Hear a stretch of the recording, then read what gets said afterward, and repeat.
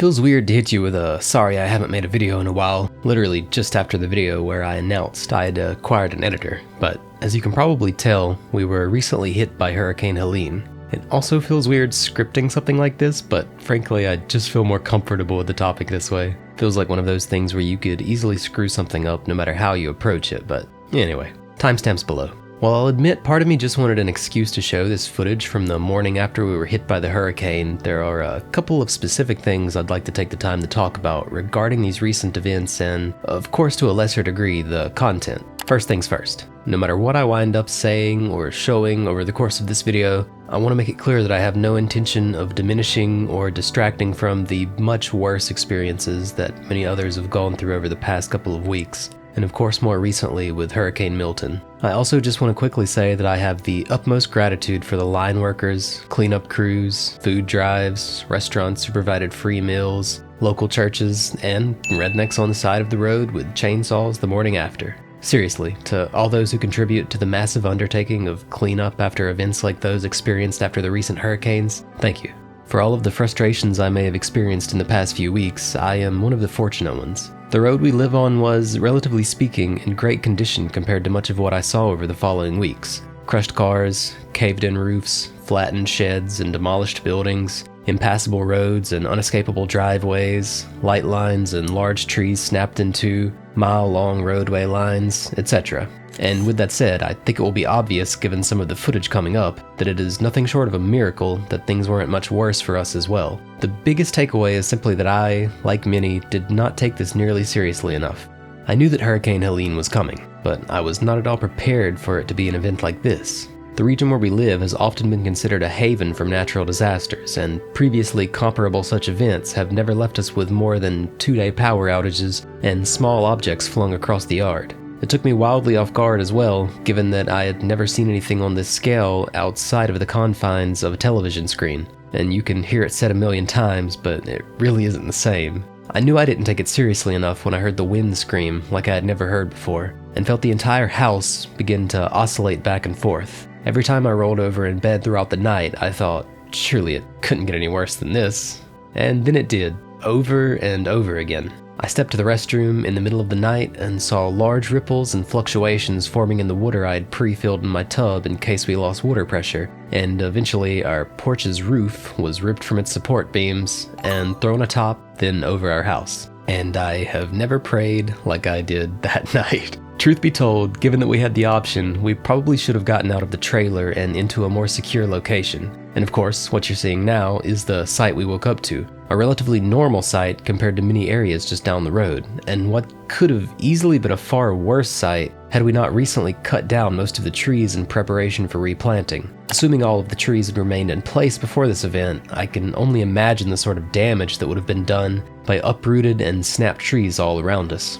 As I will speak to in more detail later, outside of the utmost gratitude and empathy for the workers and those who suffered far greater losses than myself and my family and my friends and our communities, the sentiment I have walked away from all this with is that preppers are unironically smarter than me. When panic buying sets in, travel becomes all but impossible, communication signals temporarily degrade as cell towers are damaged, basic infrastructure temporarily breaks down, energy and fuel resources are difficult to acquire, not just for your average Joe, but even for those on the cleanup. Boil water advisories are set in place, and you're possibly left facing weeks without power or work, or in some cases any ability to travel at all. A few small generators, a few weeks worth of long-term canned food supplies, properly stored water, etc. could be worth its weight in gold, assuming of course you aren't hit with any worst-case scenarios. As previously stated, we were in a relatively ideal location all things considered, but still, initially, getting fuel was difficult, getting food was difficult, even getting medicine refilled was difficult. Although we clearly made it out of things alright, it could have easily been so much worse in a variety of ways, and I am kicking myself for not realizing this before now. Now, obviously nothing is perfect. There are many worst-case scenarios and circumstances in general that are impossible to plan for. And no preparation or plan is foolproof or indestructible, but it's blatantly obvious to me now that I could have easily been better prepared for this in advance. But more talk on some of the specifics that I've been contemplating and attempting to educate myself better on later. I'm probably going to fast forward through some footage here if need be to simply say, just look at this tree line. I'm gonna try to find a before shot to show you here for comparison, but the long and short of it is that what used to be an almost completely full tree line has been all but flattened for hundreds of yards. Personally, I think a tornado passed by here just a few hundred yards from my home, as there are actually a couple of patches just like this across the road as well, and reports claimed that a dozen or more were present in our county alone. There are also patches of large old trees in the opposite direction, essentially torn apart like they were nothing. And for the record, these were the last ones left standing on the edges here, specifically because my folks were having so much trouble getting rid of them with the equipment we had available. Anyway, you can see where the likely tornado touched down and skipped over certain portions of the landscape entirely across these large missing patches. I obviously have no real way of knowing, but it frankly looks like it circled our houses, and yet never came in contact with us, our family, or our neighbors. Once again, it's nothing short of a miracle that it didn't hit us directly, and I just had to put this together in some form to show you. Please, if you have something like this headed your way, take it seriously. Whatever that means for you, whether it be evacuation, hunkering down at the safest location you can, preparing for similar such events with sustainable sources of food, water, and power, whatever it means for you, just please take it seriously. Now, I'm just going to switch over to some nicer drone footage. Been looking for an excuse to show some of this stuff anyway. I wish I were a bird. Anyway, it's 3 weeks later, and this is the part where I was going to say that we still don't have power, and explain how I've been able to get back to working condition regardless, but we actually just got power back shortly before I finished the script. So what have I learned from this event? Well, first off, once again, I've learned that preppers are smarter than me, and I will at least be somewhat embracing their lifestyle moving forward. Once again, timestamps below if you just want to hear about content and what's coming up next. Now, I am by no means an expert on preparedness, or inverter generators, or solar power stations, or really anything outside of music and anime, but I've done all of this research in an attempt to buy good products, to get myself back to a sustainable working state even while we didn't have power, and just generally to better educate myself on most core aspects of preparedness. So I might as well share it somewhere, right? It should help solidify it in my own mind as well, after all. By the way, I just want to cut in and make it clear as early in this section of the video as possible that I'm not just trying to fearmonger, and I want to approach this topic with a keen focus on being responsible with your money. I am not telling you to hurry up, go out and spend a bunch of money you don't have to buy a bunch of expensive stuff that you might not even need. I simply felt compelled to share as much of what I have learned as I could, mostly about solar generators, but some other stuff as well. I also hope, as always, to make it at least somewhat interesting, digestible, and entertaining. Also, if you do decide that you want to buy some of the sort of stuff I mentioned throughout the video, try to prioritize things you could actually see yourself using based on what you need and which potential emergencies seem most pressing to you, obviously depending on your circumstances and where you live. Also, probably a good idea to prioritize things that you could actually see yourself using whether an emergency event ever occurred or not. Think about it like this. If you were to, for example, start stocking up on canned food, you shouldn't rush out and buy all at once a stockpile of something that you've never eaten or flat out don't like just because that's the kind someone else recommended. Buy something that you could and actually would eat regardless. For me, the big, expensive priority was specifically an electric generator and compatible panels, not just because I needed renewable power for sensitive electronics at the time, though that was obviously pretty important to me, but also because I have current and future uses for them in mind regardless. We have had relatively frequent 1 to 2 day outages here as well, which is kind of an obvious reason, but also, for example, I love the idea of taking my laptop and my MIDI keyboard down to the big tree by the pond and getting creative or just jamming in nature, or just in a different environment in general. And now I can do that anytime I want, easily, with free energy. Also, I'd really like a tiny home/studio in the future, and I could already mitigate some of the cost of living in one with the equipment and solar panels I now have. These made sense for my long-term wants and needs, not just for emergencies in general. As for the less ludicrously priced, probably more grounded canned food example, for me, it's canned chunk chicken all the way, because it's protein dense and I know I'll eat it even if nothing goes wrong, because I actually like it and know that it settles on my stomach comfortably. It might be something totally different for you, assuming this is something you're even worried about. Brother, what's that? I will try to buy it gradually, not in a panic. I will eat some and cycle the oldest to the front, then rinse and repeat. I'd like to think a lot of this is kind of common sense, and I'd like to think that I kept the tone lighthearted enough to avoid any fear-mongering, but I just wanted to nip this in the bud and try to preface this whole section with a call for you to just have priorities, be responsible with your money, and do your own due diligence. Don't buy anything you can't afford, don't buy anything just because I said it was useful. Blah blah blah, not financial advice, you are your own master. Be a man, do the right thing. I'm just trying to teach through my own experience and through the rabbit hole of research that I did during and after the blackout.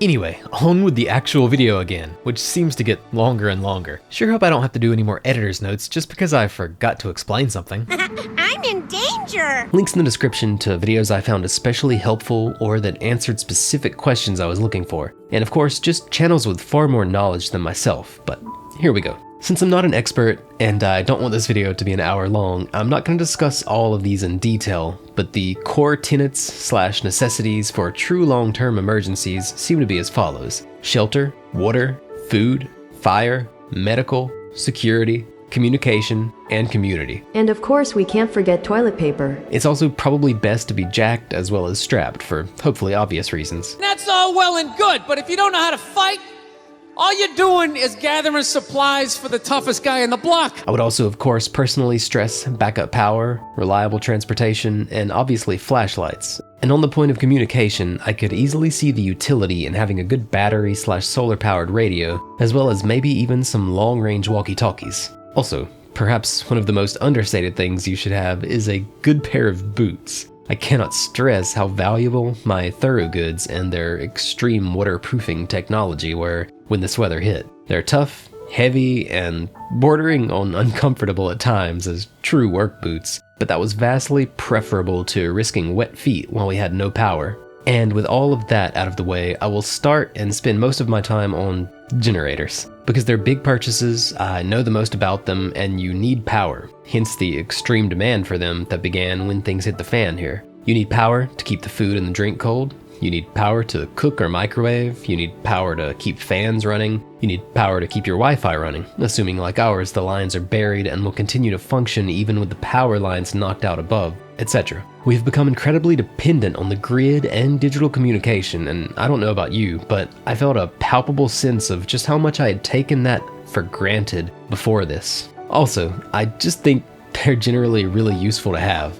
Like an electric / solar portable power station in particular makes drop cords pointless in many cases, and if you're running solar, you can just straight up save on electricity. You can take them camping, or safely take them inside, unlike traditional inverter generators, which produce deadly fumes. You can even safely use them with sensitive electronics, given a lower total harmonic distortion than gas generators. Yo, so I'm cutting in the future because I need to make a quick clarification here. There is an important distinction, which I completely failed to make throughout the video, when it comes to traditional gas-powered generators and inverter generators, either of which will run on gas, propane, diesel, natural gas, or some combination of these. While there are still many traditional generators, which indeed produce high levels of total harmonic distortion, which does not make clean energy and is therefore unsafe for sensitive electronics, there are also many inverter generators, aka traditional generators with inverters, which produce much lower THD. Some of these inverter generators even feature pure sine wave inverters, aka inverters that produce less than 5% THD, similar to the more expensive electric / solar generators or the energy supplied by the electrical grid itself. If said gas-powered generators do have these features, they should almost certainly be there on the product pages, because of course, why wouldn't you advertise a feature like this? Anyway, to clarify once again, inverter generators will technically be safer for electronics than a traditional generator that doesn't feature an inverter.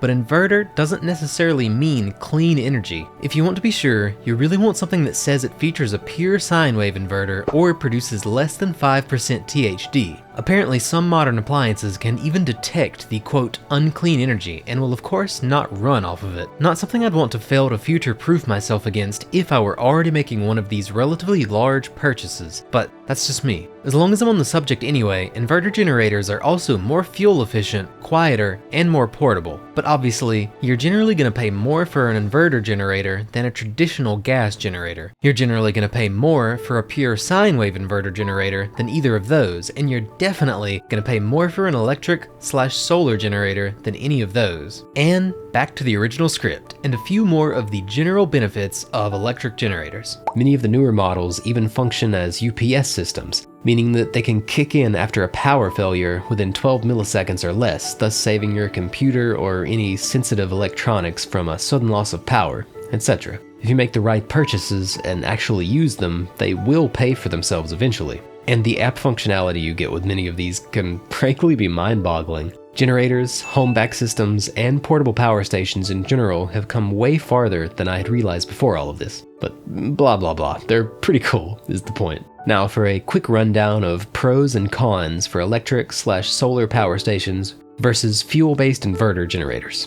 Electric is much quieter and doesn't produce carbon monoxide and is therefore safe for use inside. They require less maintenance in the way of oil and filter changes, and of course don't require re-upping on fuel, propane, diesel, or natural gas. Also, charging off of solar is just freaking awesome if you have enough or large enough solar panels. As I write this section, it's 12 o'clock, I'm running my full editing setup and charging some more drone batteries, but my two 400-watt solar panels which are sitting outside my window are still pulling over 600 watts during peak hours, so I'm literally still charging more than I'm using. And it's quote-unquote free energy, after the upfront cost of course. The biggest advantage of inverter generators, whether it be gas, propane, diesel, or natural gas powered, is that they're just far cheaper per watt of power, which is obviously a pretty big deal.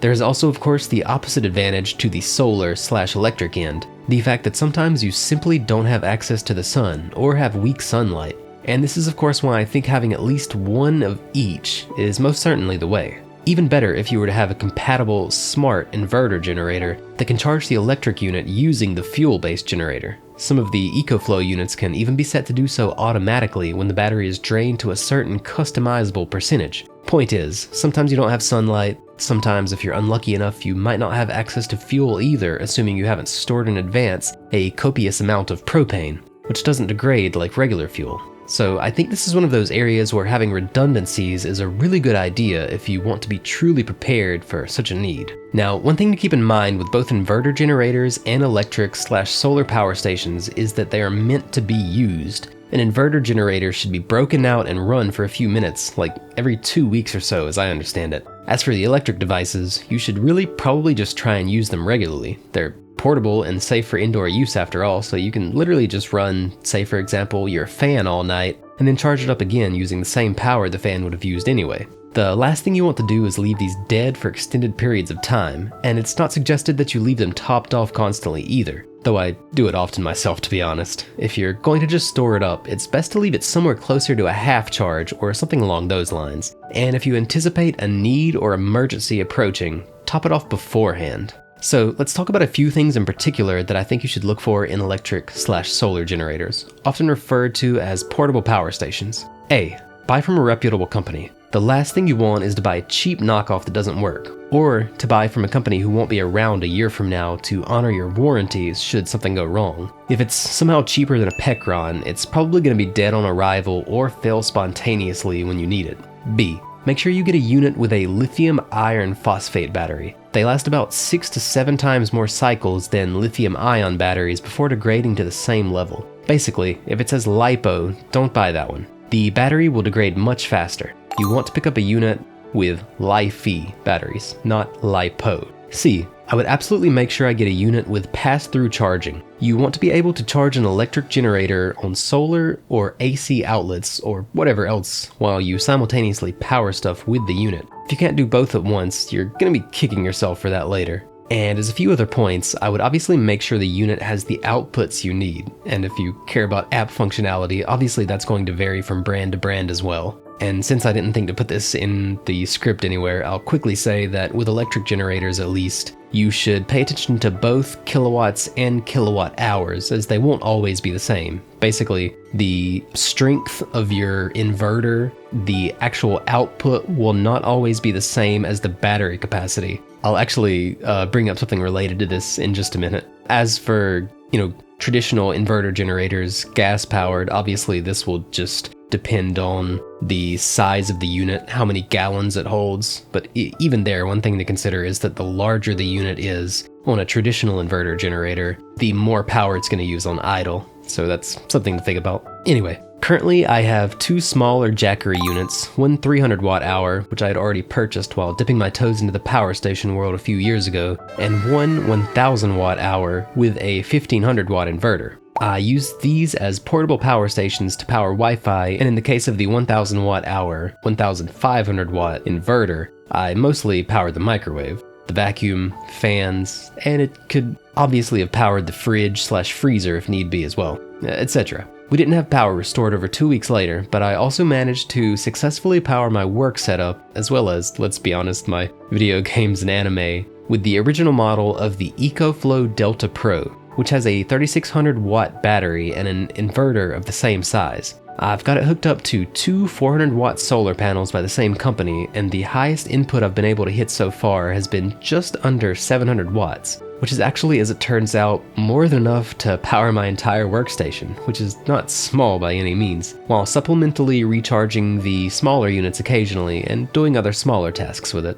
I hope, obviously, that nothing like this ever happens again, but whether we get hit by a 2-day or 2-week power outage, this should help keep me from getting stopped in my tracks on work or content consumption again in the future. And it was also more than enough to power our computer setup at the day job, so that most certainly also came in clutch, allowing us to continue sending in invoices, which may have otherwise wound up being late, which would of course meant money lost. You could do the same stuff with a fuel-based inverter generator and a drop cord, technically, but it's really just not safe to use a device like those on delicate electronics, since most of them will run what's called total harmonic distortion of 23% or higher, whereas quality electric generators will run around 5% or lower, producing, quote, clean sine wave energy. Anyway, this thing is awesome. Definitely worthy of its reputation to many as a go-to product. It's packed with more features than most similarly priced competitors, and while it's not the cheapest for its size, since it's generations older, you can get pretty good bang for your buck, relatively speaking, while still getting more features than cheaper products of the same size. If you do plan to pick up an item like this, also make sure you buy it during a sale if you can.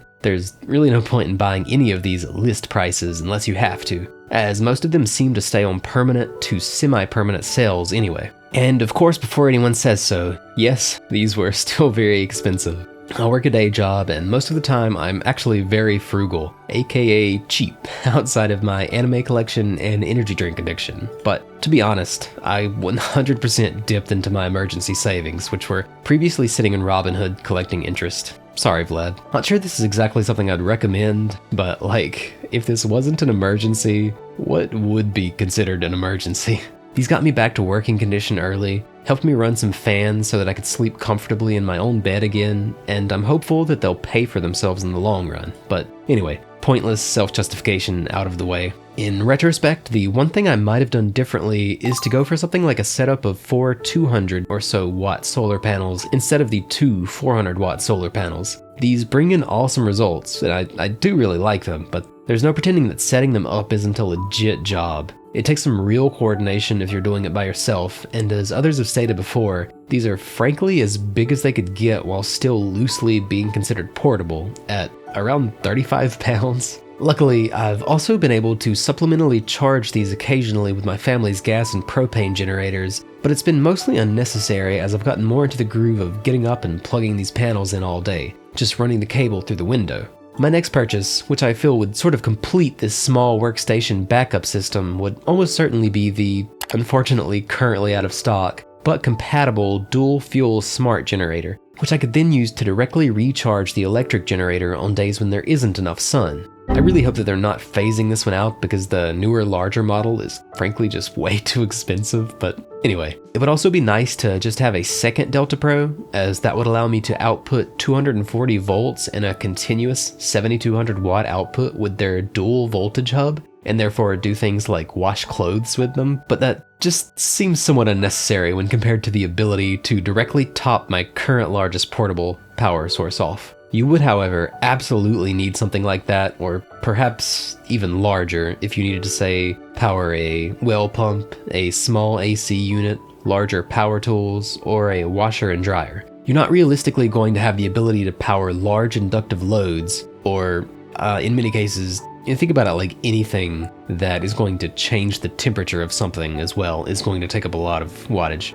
You're not going to be able to power these large inductive loads and temperature changing devices in most cases without a 240 volt signal and a very high wattage, or ideally just a larger, more expensive home backup solution like the Delta Pro Ultra, the larger EG4 build-it-yourself setups, or of course something like a large propane-powered Generac system, the Tesla Powerwall 3, etc. Ideally, you would have these larger units installed by a professional with what's known as a transfer switch or a smart panel in most cases, as far as electric systems are concerned. These kinds of home backup solutions are incredibly expensive, but they do exist, and there are a surprising number of seemingly reputable options.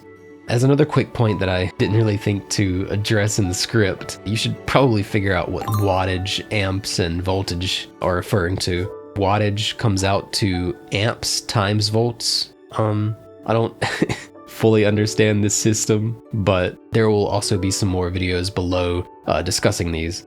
You'll have to understand some things about them when it comes to trying to maximize the input of solar panel wiring, for example. There's a really good video on this, which sort of talks about the way you have to not just wire them back to back to back to back. If you're reaching a certain level of voltage, you can get more wattage. You can kind of min-max your wattage and lower the direct voltage that you're sending so that you get the most wattage you want going into your electric generator, while keeping the fact that you're using so many panels at once from exceeding the input voltage that your generator is actually going to accept. But once again, way better explained in a video that I will leave below, and really more than most people will need. Like, I don't really need that right now. It's just something that I wanted to learn about for future use when I get more panels and more input. Anyway, once again, continuing with the script. As for the gas and propane generators my family has around, they're all Generacs, and they've been really good to us. They were all built locally, and whatever brand you might go with, this, as in buying these locally, is heavily recommended, as it of course means you have local access to people who distribute that same brand and more than likely have access to parts if you need them later. As I understand it, Honda is the gold standard in these types of inverter generators, so another point for Japan to likely no one here's surprise. Other than that, I hear good things about Champion and Predator, but I really need to do more research in the realm of gas, propane, diesel, natural gas generators. There are very cheap units on Amazon by companies like Westinghouse and Duramax, but impressions online for these seem to be highly mixed. And once again, as much money as you might save, I would just buy what you can locally so that you hopefully have a certified seller, local contacts, and access to parts in case something goes wrong. Also, once again, as far as I understand it, propane stays good much longer than gas, basically staying good indefinitely as long as your tanks and hoses are kept in good working order. Propane is also supposed to be much safer in terms of producing fumes as well. Gas, on the other hand, degrades over time. This degrading effect can allegedly be combated to a degree using fuel treatments or fuel stabilizers, but a lot of people also claim that this is mostly a sales gimmick. I've got no experience with this, and no experience with diesel or natural gas either, so I couldn't really tell you one way or another beyond that. Anyway, as for sustenance, generators of either type will once again also come in handy keeping stores of meat and the like from going bad, but obviously it's best to have some less perishable supplies on hand. I've always loved canned chunk chicken breast personally, and it's an excellent source of protein which tastes great with a little sauce anyway, so that's sort of my go-to canned food source. But there are also of course more than enough companies selling those emergency food supply buckets, MREs, beans, lentils, and all that jazz. I probably need to learn more about how to properly store water, as I don't fully understand all of the protocols behind doing this properly, and I certainly don't understand how to do things like cycle and actively use these stores of water. But the most important part seems to be that it should simply be stored in properly sealed and non-transparent containers, definitely not just clear plastic bottles. You don't want sunlight reaching the water, you don't want them stored in materials that will degrade and contaminate the water, and obviously you don't want bacteria and stuff like that getting into the water. As usual, you can just find these containers and order them if you'd like. Some people use smaller containers like these, and some people use huge drums like this. If I remember correctly, 3 weeks worth of water for 3 people comes out to around 189 gallons. 3 days without water, and you're gone. And there's a whole, rules of 3, which I'll probably throw on screen here. It's important to keep in mind. I haven't memorized it yet, but just something that came to mind. Way more details on all of the core aspects of this in City Prepping's video, How to Survive the First 90 Days After SHTF, which will once again be linked below. But anyway, I just wanted to share a bit of what I've learned so far, and of course help to retain it better by writing it down. As for the solar generators, there are plenty of other brands beside Jackery and EcoFlow which make quality products, such as the power stations I mentioned, but I don't have experience with those personally. With that said, I wouldn't go buying any of the cheaper, lesser known brand names unless it's someone like Pecron. Blue Eddy also seems to be a very reputable brand name, but other than that, I'll once again just drop some channels below if you want to do further research on this. Also, if you're the type of person who just enjoys building things like computers piece by piece, you could also build your own backup power system starting with, for example, an EG4 inverter. Just make sure you know what you're doing before you do something like that. And once again, if you're going to install it with a smart panel or the like, you should really probably have a professional do it, but obviously. Anyway, I do hope that this never happens again, but if it does, I see no reason not to be prepared for it. And I can unfortunately pretty much guarantee that even if there aren't multi-week ordeals like this in the future, there will be shorter power outages, as there basically always have been where I live. I mean, sometimes it literally just rains a little here and the power goes out. From here on out, either one will hopefully have relatively little effect on us, and will certainly never stop me in my tracks in the way of work, videos, and music. Again, assuming, of course, no worst case scenarios. So, perhaps it seems pretty insignificant after all that, but about that whole sorry I haven't made a video in a while thing, I had just acquired an editor and was also already in the middle of, or nearly done with, quite a few different videos, some of which will now possibly already feel dated when they drop. Is what it is, and I apologize in advance. Like, it's probably gauche to make a video on the PlayStation 5 Pro or what Concord's failure means for the industry at this point. Since I'm so late at this point, data mines are pointing to its updated return. And it's gone. But I'm probably just gonna finish them at my leisure anyway. I think I'm gonna kinda just stop worrying about deadlines, to be honest. Like, not that I'm gonna stop trying to meet my own deadlines, but I have a habit of missing a deadline and immediately deciding, well, this video will just never be done. And that's just dumb. I doubt anyone cares about that as much as I do anyway. Either a video is worth making or it isn't, right? Who cares if it's time relevant? It's not like I'm some master of the algorithm or some trend surfer, nor am I really even trying to be to begin with. Anyway, the next video will definitely be on Kaiju number 8. That video is already done. Then next will probably be my video on the NH lawsuit, which just needs some music added at this point. I'm still working on a big juicy script talking about Makeine. I definitely want to get a video out on Dandadan, since it's without a doubt my favorite current shonen manga and the anime just started airing. And there's a bunch of other stuff that's either in the editing bay or almost done in the writing department. Some that I started months ago, let's be honest, but anyway. This was definitely a frustrating setback with all the momentum I had going, but I've got plenty coming. I've been refining my pipeline and project organization. I have an editor to help on some of the projects moving forward, and I should be prepared should anything halt progress again. But yeah, I don't really know how to segue into saying this, nor do I really even know if this is a coherent statement at all, but it's just been one of those strange things, like I was really trying to ramp up harder than ever before things hit the fan. And although this whole ordeal has certainly put things into perspective in a way, like as to how important family, community, and the simple everyday things we often take for granted are, one thing that really struck me in a truly potent way, outside of the sheer shock of it all, was just how much of a hole appeared when I was essentially unable to work on music or videos for weeks at a time, and well, I'm tired right now, you can probably hear it in my voice. And it's been a pretty weird month, and I don't even know if this is the video I was trying to make, but I'm also feeling really motivated at the same time, and there's a ton I want to talk about and a ton of stuff that I just want to make, so yeah, we're back, and I've got no intention of slowing down, so wherever you're at, I hope you're doing well, and I hope you look forward to everything that's coming. Love ya. Peace.